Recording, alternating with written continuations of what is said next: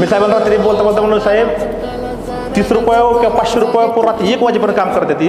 आपल्या लोकांना 5 लाख रुपये जरी मिळलं तरी भागा नाही. काय करायचं वस्तुस्थिती. मी 8व्या दिवशी काय शब्द मानतोय हा, कारण की तो हा शब्द आहे कुठला, एकनिष्ठ.